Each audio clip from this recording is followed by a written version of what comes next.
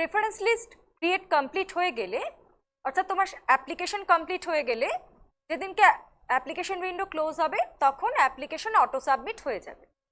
তারপর যেদিন merit list এবং অ্যালোকেশন, সিট অ্যালোকেশন পাবলিশ হবে, সেদিনকে তুমি তোমার ড্যাশবোর্ডে, মানে স্টুডেন্ট ড্যাশবোর্ডে এই জিনিসটা দেখতে পাবে। দেখো স্টুডেন্ট ড্যাশবোর্ডের ডান দিকে দেখা যাচ্ছে সিট অ্যালোকেশন। যদি তোমার প্রেফারেন্স থেকে কোনো সিট তোমায় অ্যালোকেট করা হয় তাহলে এই গ্রিন ট্যাবটার মধ্যে তুমি দেখতে পাবে অ্যালোকেটেড। এছাড়া প্রত্যেকটা সিটের এগেনস্টে, প্রত্যেকটা প্রেফারেন্সের এগেনস্টে তুমি দেখতে পাবে অ্যালোকেশন লিস্ট। কিউ অলে গিয়ে তুমি দেখতে পাবে তোমার সিট অ্যালোকেশন প্রত্যেকটা প্রেফারেন্সের এগেনস্টে তোমার অ্যালোকেটেডও দেখতে পাবে এবং অ্যালোকেশন লিস্ট ডাউনলোড করে প্রত্যেকটা প্রেফারেন্সের এগেনস্টে তুমি দেখতে পাবে। তো ড্যাশবোর্ডে ফিরে গেলে তুমি দেখতে পাবে তোমাকে যে সিটটা অ্যালোকেট করা হলো সেই সিটের এগেনস্টে একটা কংগ্রাচুলেশনস মেসেজ, এবং এরমভাবে লেখা থাকবে টেক অ্যাডমিশন, তার উপরে লেখা থাকবে তোমার অ্যাডমিশন নাম্বার, কোন সাবজেক্টের এগেনস্টে তোমার সিট অ্যালোকেট করা হলো, application number, admission fees, applied on, total course fee, your preference number. তার তলায় লেখা থাকবে তুমি যদি এই অ্যালোকেশনের এগেনস্টে অ্যাডমিশন না নাও তাহলে এই ফেজে কিন্তু তুমি আর অ্যাডমিশন নেওয়ার সুযোগ পাবে না। এবার তুমি যদি টেক অ্যাডমিশনে ক্লিক করো তাহলে তোমাকে নিয়ে যাবে এই পেজটি।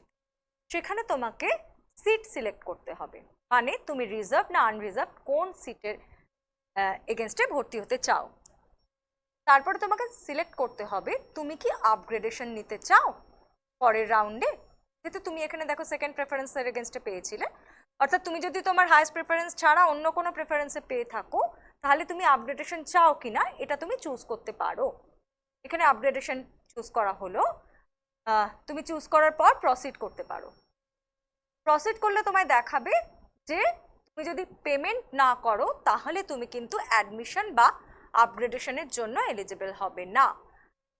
তো তুমি কন্টিনিউ করলে, ইয়েস করলে তুমি এই পেজটা আসবে। এখানে তুমি দেখতে পাচ্ছ যে তুমি কোন কলেজে, কোন ইউনিভার্সিটির আন্ডারে, কোন কোর্সে এবং তোমার কোন কোর্স কম্বিনেশনে কোন সিটের এগেনস্টে তুমি ভর্তি হচ্ছ এবং তার কত টাকা অ্যামাউন্ট তোমাকে পে করতে হবে।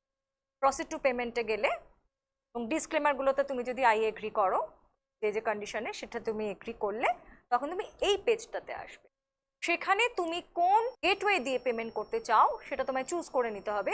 এখানে বলে রাখা দরকার যে যে গেটওয়ে তুমি চুজ করো না কেন তোমায় কিন্তু কোনো এক্সট্রা চার্জ পেমেন্ট করতে হবে না। এরপরে তুমি প্রসিড করলে তোমাকে এই পেজে নিয়ে যাবে। সেখানে তুমি চুজ করতে পারবে তোমার payment methods, net banking, credit বা debit card, QR code, wallet এবং ইউপিআই, যে কোনো একটি দিয়ে তুমি কিন্তু পেমেন্ট করতে পারো। এখানে আমরা কিউআর কোড দিয়ে দেখাচ্ছি।